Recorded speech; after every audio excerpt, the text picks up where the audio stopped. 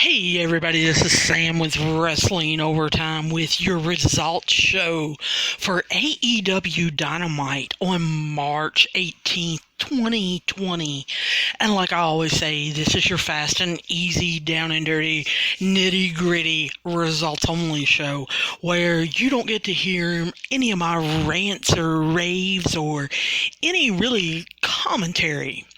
Well, I'm breaking that rule just a little bit. And of course, you guys can always write me at wrestlingovertime@gmail.com if you have a problem with it. But I'm going to tell you right now, and this is one of my raves. If you did not watch AEW Dynamite tonight because you chose to watch NXT show a bunch of videos, you made the wrong decision. It might have been one of the worst decisions you've ever made. Their show was unbelievable, and they actually showed WWE and Vince McMahon how you do a show with no fans there. So anyway, let's kind of get to it tonight.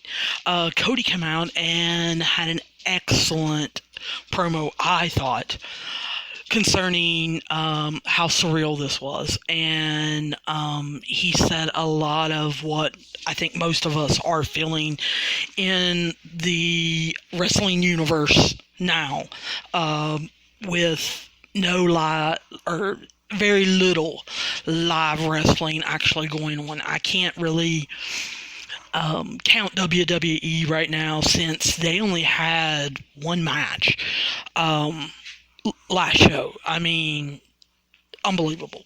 But anyway, AEW definitely did have some matches. We had the Best Friends against the Lucha Brothers, and they had Orange Cassidy announcing. Unbelievable. But anyway, the Lucha Brothers ended up with getting the win with a low blow by Pentagon to Trent, and then they did the package pile driver with the stomp for their win. And then they had a fatal four-way with Penelope Ford, and she brought Kip Sabian out, versus Riho, versus Shadea, versus Chris Statlander.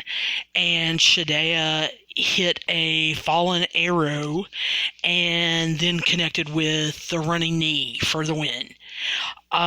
They had some pretty funny moments. I'm not going to go into those on this show, but they kept it lighthearted with MJF, with Sammy Guevara, with Colt Cabana, even with a tape segment with Jon Moxley. There was another match with the Butcher, the Blade, and the Jurassic Express. The Luchasaurus hit the Butcher with a tail whip, and then the Jurassic Express hit their combo finisher and ended up winning on that. Then there was an announcement of the Exalted One, and since I have already labeled this as spoilers, it was Brody Lee. Then they did a promo with Jake the Snake and officially introduced us to Lance Archer with a video package. They announced next week's matches, which you definitely do not want to miss next week.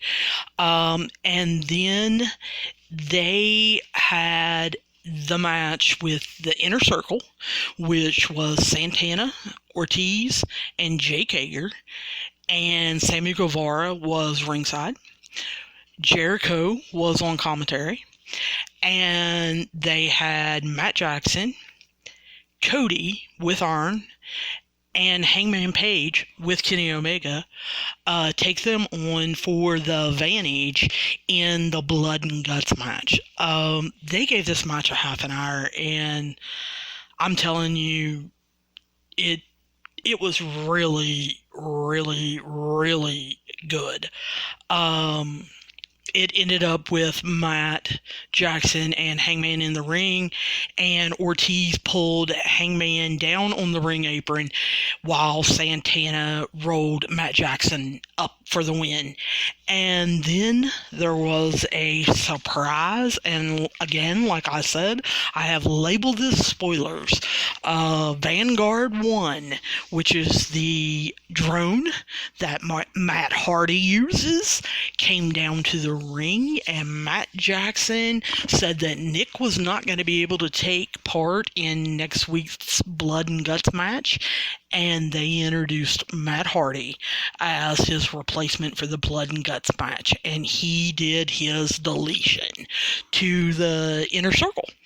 So it was a unbelievable show with actual wrestling that progressed storylines. Please look forward to my Raves and Rants review on AEW tonight. It was just an unreal night, and it was surreal in a lot of ways, not having any fans there, but they put on a heck of a show, and I can't imagine what it would have been like if there would have been an audience. Like I always say, if any of you guys have any questions, comments, problems, or protests, hit me up, please, on Wrestling Overtime's Facebook page or Twitter page, or, like I said in the beginning, write us at WrestlingOvertime at gmail.com. We are looking forward to talking to you guys.